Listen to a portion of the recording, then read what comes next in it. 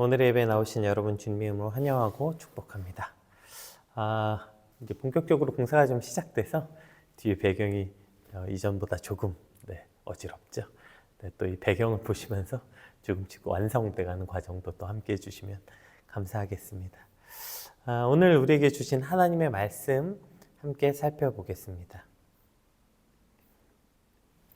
열왕기상 21장 17절에서 29절까지 말씀입니다. 여호와의 말씀이 디셉 사람 엘리야에게 임하여 이르시되 너는 일어나 내려가서 사마리아에 있는 이스라엘의 아합 왕을 만나라. 그가 나봇의 포도원을 차지하러 그리로 내려갔나니 너는 그에게 말하여 이르기를 여호와의 말씀이 내가 죽이고 또 빼앗았느냐고 하셨다 하고 또 그에게 이르기를 여호와의 말씀이 개들이 나봇의 피를 핥은 곳에서 개들이 내 피 곧 내 몸의 피도 핥으리라 하였다 하라. 아합이 엘리야에게 이르되 내 대적자여 내가 나를 찾았느냐? 대답하되 내가 찾았노라. 내가 내 자신을 팔아 여호와 보시기에 악을 행하였으므로 여호와의 말씀이 내가 재앙을 내게 내려 너를 쓸어버리되 내게 속한 남자는 이스라엘 가운데 매인자나 노인자를 다 멸할 것이요 또 내 집이 느밧의 아들 여로보암의 집처럼 되게 하고 아이야의 아들 바하사의 집처럼 되게 하리니 이는 내가 나를 노하게 하고 이스라엘이 범죄하게 한 까닭이니라 하셨고 이세벨에게 대하여도 여호와께서 말씀하여 이르시되 개들이 이스라엘 성읍 곁에서 이세벨을 먹을지라. 아합에게 속한 자로서 성읍에서 죽은 자는 개들이 먹고 들에서 죽은 자는 공중의 새가 먹으리라고 하셨느니라 하시니 예로부터 아합과 같이 그 자신을 팔아 여호와 앞에서 악을 행한 자가 없음은 그를 그의 아내 이세벨이 충동하였습니다. 그가 여호와께서 이스라엘 자손 앞에서 쫓아내신 아모리 사람의 모든 행함같이 우상에게 복종하여 심히 가증하게 행하였더라. 아합이 이 모든 말씀을 들을 때에 그의 옷을 찢고 굵은 배로 몸을 동이고 금식하고 굵은 배에 누우며 또 풀이 죽어 다니더라. 여호와의 말씀이 디셉 사람 엘리야에게 임하여 이르시되 아합이 내 앞에서 겸비함을 내가 보느냐? 그가 내 앞에서 겸비함으로 내가 재앙을 저의 시대에는 내리지 아니하고 그 아들의 시대에야 그의 집에 재앙을 내리리라 하셨더라. 아멘. 저희가 이제 그 주일에는 이제 오늘 예배를 하지 않고 이제 각자 개별 묵상을 하다 보니까 이 이전, 그러니까 주일에 보았던 이 나봇의 포도원 이야기를 혹시 어쨌든 주일날 묵상하지 못하신 분들이 계실 수도 있으니까 좀 그 앞의 내용부터 한번 같이 살펴보도록 하겠습니다. 그러니까 이 열왕기상 21장은 유명한 나봇의 포도원 이야기가 등장합니다. 그러니까 나봇의 포도원 이야기가 뭐냐면 우리가 이제 토요일까지 살펴보았던 이제 아합이 그 아람과의 전쟁에서 승리하잖아요. 그리고 이제 승리한 아합이 그 이스라엘의 상하궁으로 불렸던 그 별궁을 지어서 그곳에서 거주했어요. 근데 이제 그 별궁에서 거주했는데 그 앞에 나봇의 포도원이 있는 거예요. 나봇이란 사람의 포도원이 있는데 그걸 봤을 때 한눈에 야, 저기가 내 정원이라면 너무 좋겠다. 내 별궁하고도 딱 붙어 있고 저길 내 정원으로 만들면 너무 좋겠다 하는 욕심이 생긴 거예요. 그래서 이제 나봇에게 가서 자기가 왕의 권위로 뭐 협박도 해보고 뭐 더 좋은 밭을 주겠다 회유도 해보고 어르고 달래봤는데 이 나봇이 어떤 사람이냐면 이 나봇이 굉장히 고지식하고 왜냐하면 그러니까 밭을 직에서 경계석으로 움직일 수 없으니까 밭을 파는 것 그러니까 땅을 파는 거 매매가 율법으로 금하는 것이었기 때문에 이 밭은 그러니까 여호와로부터 조상 대대로 내려온 밭인데 이건 팔 수 있는 게 아닙니다. 이것은 아무리 큰 돈을 줘도 팔 수 없습니다. 라고 그가 어쨌든 나봇은 그 하나님의 율법을 지키죠. 그랬더니 이제 뭐 마음이 상해서 끙끙 앓면서 이제 집에 돌아온 거예요. 여러분 이게 얼마나 웃깁니까? 아니 아합이 가진 게 얼마나 많아요. 왕이잖아요, 왕. 게다가 지금 전쟁에 승리한 왕이라고요. 아람과의 전쟁에서 대승을 거뒀어요. 이 당시 여러분 대승을 거뒀다는 거 그냥 전쟁에 이겼다는 정도가 아니에요. 전쟁에 이기면 그 전쟁에 갖고 있었던 그 수많은 어떤 물자와 어떤 수많은 이득을 보는 게 전쟁이었죠. 그러니까 그 당시에 이긴 편이 진 편의 모든 것을 빼앗아 오는 뭐 지금도 마찬가지죠. 그게 전쟁 아닙니까? 그렇게 대승을 거둔 왕이 꼴랑 저 포도원 하나 못 받았다고. 저 포도원 하나 못 가졌다고 지금 집에 와서 식음을 전폐하고 있는 거, 식음을 전폐하는 거. 여러분, 이거 드라마에 보면 재벌 2세들이 그런 거 나오잖아요. 난 내가 갖고 싶은 걸 못 가져본 적이 없어. 난 내가 원하는 건 다 가졌어. 그러니까 저걸 내가 반드시 갖고야 말 거야. 이런 대사가 꼭 아합의 입에서 나올 것만 같죠. 자, 그래서 이제 그렇게 하고 있는 남편을 보면서 이세벨이 뭐라고 하냐면, 아예 뭘 그런 걸 가지고 고민해, 걱정 마세요, 내가 해결할게. 아유, 뭐 왕이 돼가지고 왕식이나 돼가지고 채통 없이 뭘 그거 가지고 이렇게 식음을 접해. 가서 밥 먹어, 내가 해결할게. 그래놓고 어떻게 했냐면 이 여자는 이세벨이 성읍의 장로들과 귀족들을 모아놓고 이제 나봇을 거짓말로 고발했어요. 근데 그 고발한 내용이 뭐냐? 그 고발한 내용이 기가 막혀요. 하나님과 왕을 저주했다는 거예요. 이게 지금 이세벨이 그 모함, 거짓 증인 2명을 세워서 이런 모함을 한 거예요. 왜 기가 막혀? 차라리 왕을 모함했다고만 하지. 근데 그거 가지고는 자기가 생각했을 때 좀 죄명이 약했나 봐. 그러니까 하나님을 믿지도 않는 이 여자가, 하나님을 두려워하기는커녕 온 이스라엘을 바알 천지로 만든 이 여자가 지금 하나님의 이름을 팔아서 나봇을 죽이겠다는 거예요. 여러분이 얼마나 기가 막힌 일입니까? 이 하나님은 안중에도 없고 정말 전혀 하나님을 경외는커녕 그 바알의 딸로 자란 이 이세벨이 지금 자기 그 남편의 소원을 들어주겠다고 하나님의 이름 팔아서 장사하겠다는 거예요. 여러분, 이거 사실 지금 이 시대에도 하나님의 이름을 팔아서 장사하는 사람들 얼마나 많습니까? 특히 저 같은 목사들이 제일 많죠. 그런 장사꾼들이. 하나님 이름 팔아서 장사하고, 하나님 이름 팔아서 자기 이득 챙기고, 하나님이 이렇게 하라고 했습니다. 하나님 당신에게 이렇게 하라고 했습니다. 이렇게 하나님이 이름 팔아가지고 자기 이속 챙기는 사람들. 오늘 어쨌든 이 이세벨이 그러고 있는 거죠. 자, 그렇게 해서 나봇을 죽였어요. 어쨌든 하나님 이름 팔아서. 자, 나봇을 그것도 어떻게 죽였냐면 돌로 쳐서 죽였어요. 얼마나 잔인합니까? 그냥 죽인 것도 아니라 자기가 지금 그 나봇의 포도원 하나 갖겠다고 둘이 지금 짝짝목 돼가지고 돌로 쳐서 죽였어요. 근데 여러분, 이게 굉장히 놀라운 표현이 하나 나옵니다. 보세요. 자, 이렇게 돌로 쳐 죽였어요. 그리고 한번 보세요. 14절 어제 본문인데요. 이세벨에게 통보하기를 나봇이 돌에 맞아 죽었나이다 하니, 이세벨이 나봇이 돌에 맞았다 함을 듣고 이세벨이 아합에게 이르되, 일어나 그 이스라엘 사람 나봇이 돈으로 바꾸어 주기를 싫어하던 나봇의 포도원을 차지하소서. 나봇이 살아있지 아니하고 죽었나이다. 아합이 나봇이 죽었다 함을 듣고 곧 일어나 이스라엘 사람 나봇의 포도원을 차지하러 그리로 내려갔더라.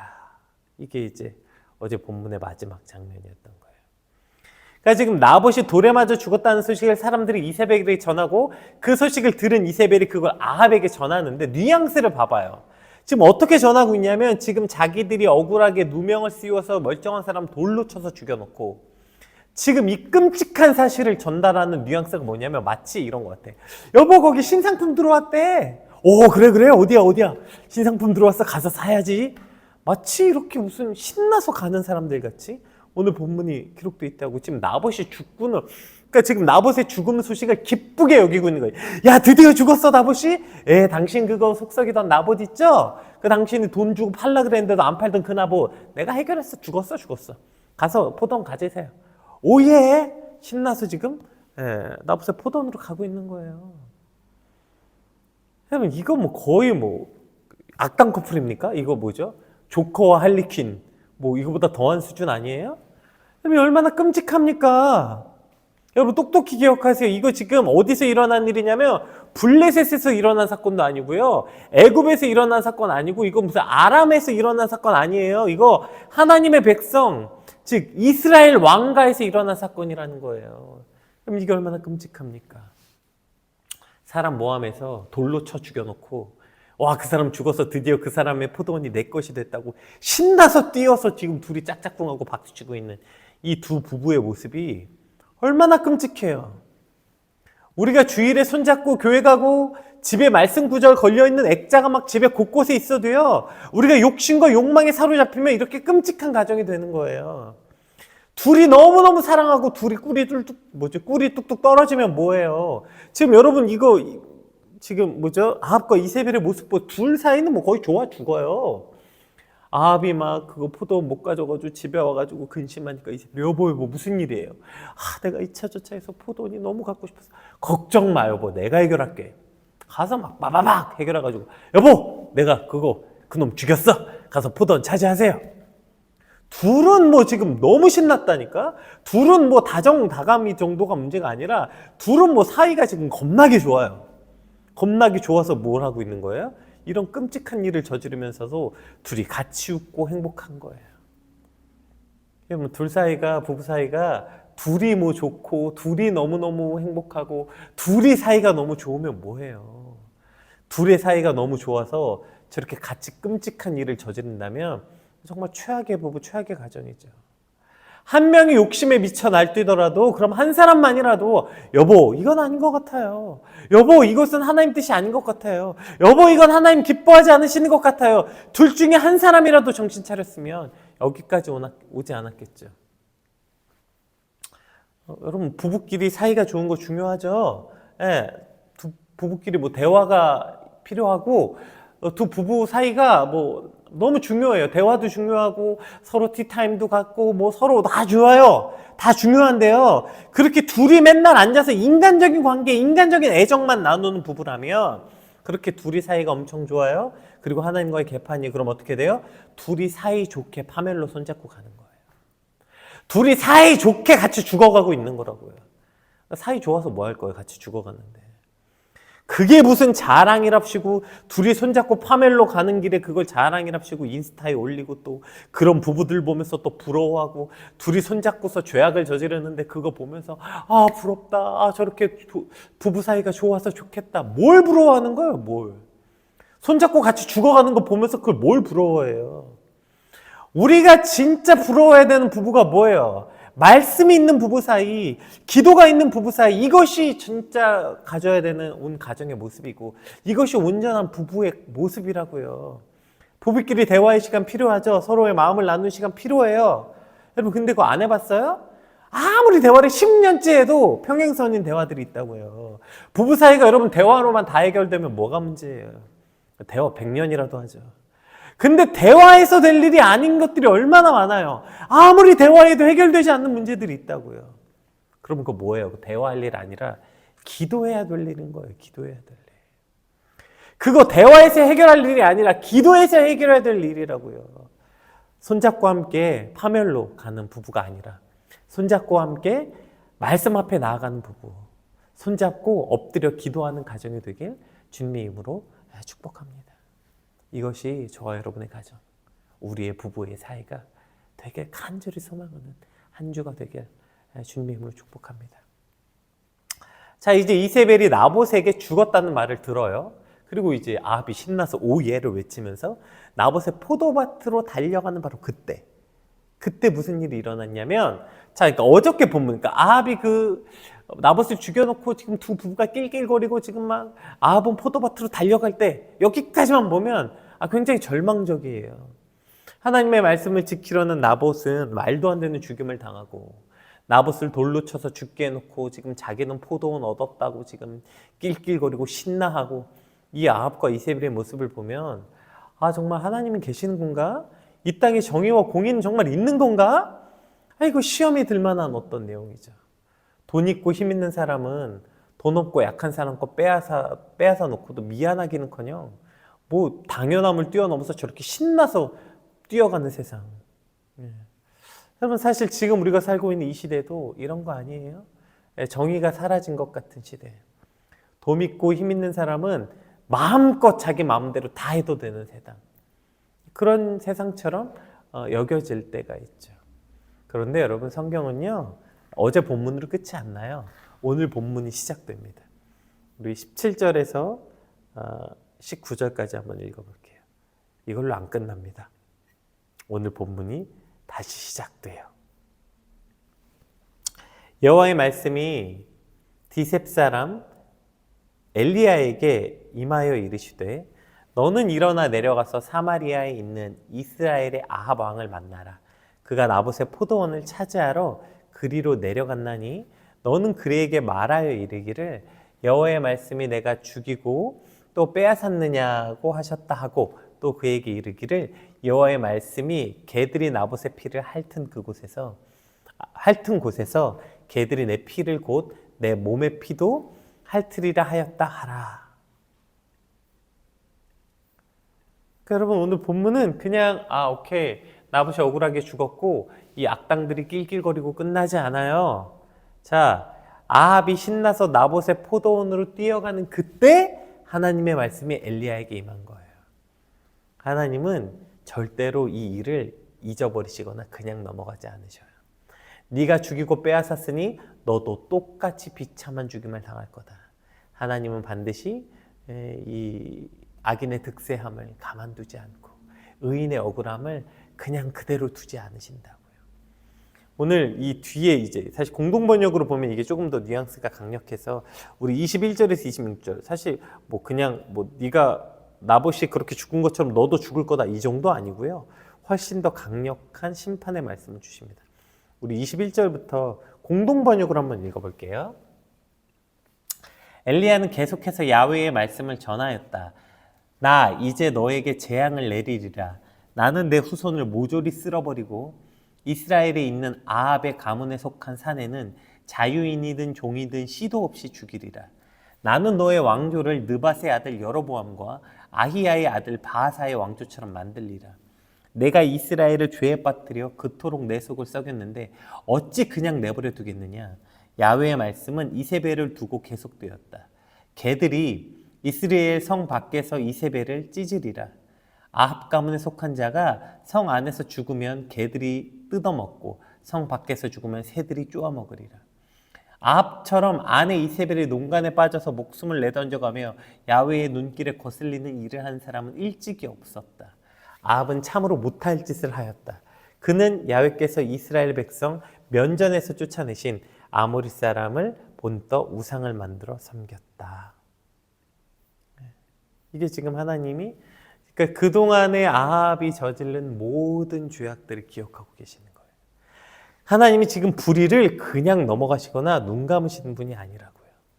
어제까지 본문을 본다면 악인이 득세하고 의인이 죽임을 당하는 절망적인 모습처럼 보이지만 하나님은 결코 악인의 형통을 허락하지 않으시고 의인의 불합리함을 그냥 두시지 않는 하나님이시라는 거예요.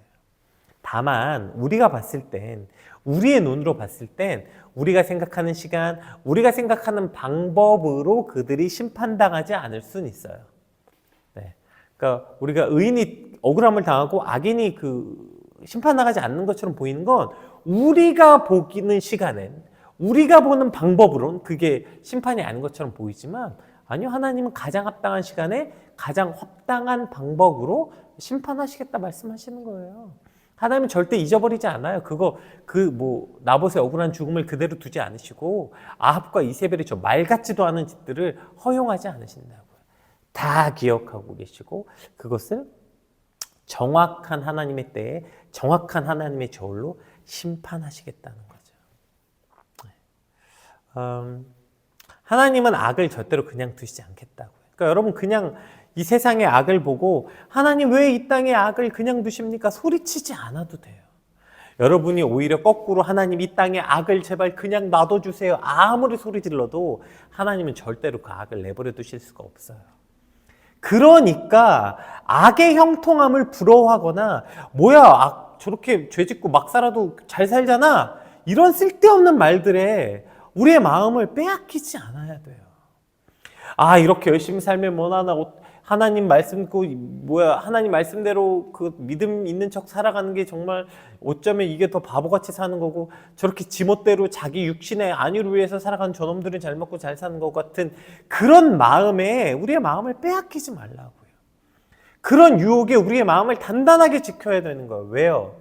하나님은 그거 절대 허용하지 않겠다. 이게 하나님의 말씀이에요. 그러니까 여러분 거기 발도 담그지 마세요. 그런 말들에 죄 져도 다 잘만 살더만 나도 그럼 대충 살자 이런 그 말도 안 되는 이야기에 마음을 빼앗기지 말라고요. 시편 58편 11절 한번 볼게요. 오늘 이것이 저와 여러분의 믿음이 되길 주님의 이름으로 축복합니다. 그때에 사람의 말이 진실로 의인에게 갚음이 있고 진실로 땅에서 심판하시는 하나님이 계시다 하리로다. 아멘. 이게 믿음이 이걸 믿는 거예요. 그러니까 그 악의 형통, 악의 번성, 여기에 마음 뺏길 일이 없어요.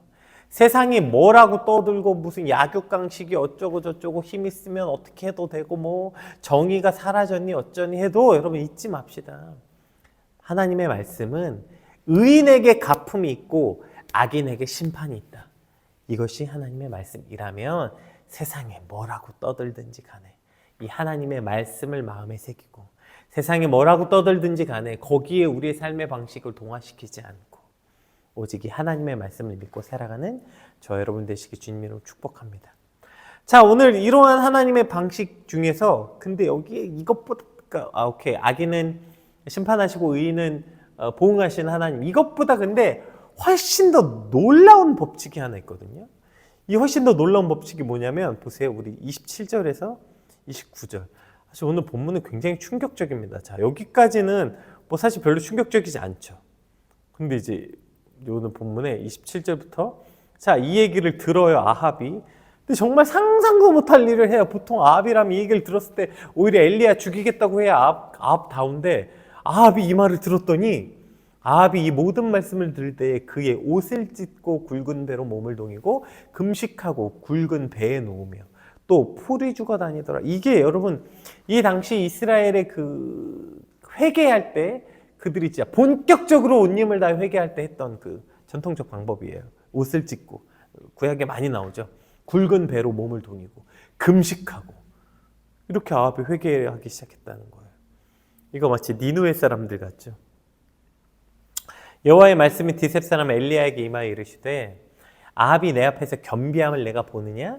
그가 내 앞에서 겸비함으로 내가 재앙을 저의 시대에는 내리지 아니하고 그 아들의 시대에야 그의 집에 재앙을 내리리라 하셨더라.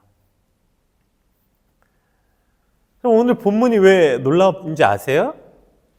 그러니까 악을 심판하신 하나님 맞는데요. 더 놀라운 건 뭐냐면 그 모든 법칙 위에 뭘 먼저 두시겠다는 거냐면 회개를 먼저 두시겠대요. 회개를. 이런 구제불능 같은 아합이 이렇게 회개했다고 이걸 용서해 주신다고? 아, 이거 진짜 실화인가? 아니, 저게 무슨... 그리고 사실 여러분 저거 아합이 진정한 회개 아니에요. 나중에 이제 아합과 이세벨 끔찍하게 죽습니다. 결국에 돌이키지 않아요. 저 진짜 회개도 아니에요. 그냥 그 말 들으니까 그냥 두려워서 그냥 저렇게 한 건데 근데 지금 저걸 회개를 들었다고 용서해 준다고. 여러분 아합이 진짜 회개했다면 회개에 합당한 열매가 있어야 될 거 아니에요. 우리가 그렇게 많이 얘기한 회개에 합당한 열매를 맺으라. 그랬으면 나봇의 포도원 돌려주고 나봇의 가족들에게 사과하고 바알 신상 깨부수고 이런 거 했어야 될 거 아니에요. 아합이 진짜 회개했다면 하나님한테 진짜 가슴을 찢어내고 저렇게 금식하며 회개했다면 합당한 열매가 있어야죠. 근데 저게 끝이에요. 그 다음에 아무것도 안 해요. 그냥 옷을 찢고 배로 몸을 동이고 금식하고 풀 주고 다닌 거 그게 다라고요. 근데 하나님은 그것만 보시고도 아합을 긍휼히 여기시겠대요. 오히려 뭐라 그래요? 엘리야를 불러서 야, 이거 봐라. 아합이 겸비한 거 봤어? 제가 엘리야였다면 아마 이거 니느웨 되게 비슷하잖아요. 장면이랑 싫다고 나 죽어도 안 가겠다고 이제 했지만 근데 니느웨 사람들 회개한 거 보고 또 그거 마음에 안 든다고 칭넝쿨내서 자기 죽여달라고 막 하잖아요. 오늘 좀 제가 엘리야였다면 그랬을 것 같아요. 저게 겸비함이라고요? 저는 모르겠는데요. 근데 하나님이 엘리야에게 봐라. 아합이 내 앞에서 겸비함을 보았느냐? 내가 그 시대에 땐 저 재앙을 내리지 않겠다. 긍휼히 여겨주신다고요. 그러니까 저것만 가지고도 하나님이 손에 든 회초리를 내려놓으셨다는 거예요. 왜요? 아합의 기도가 절실해서? 아합의 기도가 진실돼서? 아니에요, 여러분. 여러분, 우리가 종종 착각하는 게 하나 있는데 우리가 때로 하나님의 이미지를 어떻게 생각하냐면 저도 어릴 때 그렇게 생각했던 적이 있던 것 같아요. 하나님이 손에 회초리를 딱 들고 절 따라다니셔요. 그리고 저거 잘못 하나하나 잘못하면 탁 때리고, 저거 여기로 잘못된 길로 가면 탁 때리고. 마치 하나님이 우리를 따라다니면서 괴롭히시는 분, 따라다니면서 심판하시는 분처럼 착각할 때가 많아요. 근데 여러분, 하나님은 어떤 분이시냐면 그 반대예요, 반대.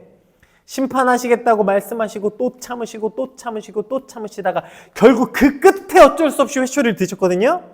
근데 손에 회초리를 들면서도 어떤 마음으로 회초리를 들냐면 건수만 있으면 내려놓기를 원하시는 마음으로 드는 거예요.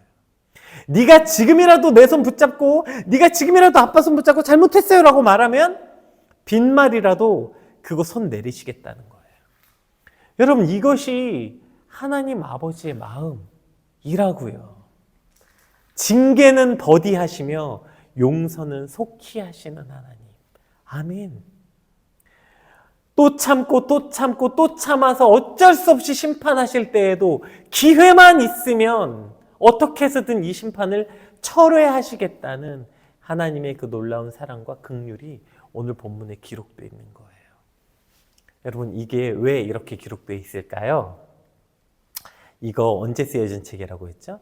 바벨론 포로로 끌려가 있는 이스라엘 사람들이 1차 독자라고 했잖아요. 지금 열왕기상을 읽고 있는 1차 독자가 누구냐면 바벨론 포로로 끌려가 있는 그들에게 지금 얘기하고 있는 거. 아, 우리가 바벨론 포로로 끌려가는 게 이러한 조상들의 선조의 죄 때문이구나. 근데 너네 그래서 끌려간 거야. 니네가 왜 벌 받는지는 알고 봐. 이런 얘기하려고 하는 게 아니라 그 악한 왕 아합도 이렇게 눈 가리고 아웅하는 회개라도 했다는 거예요.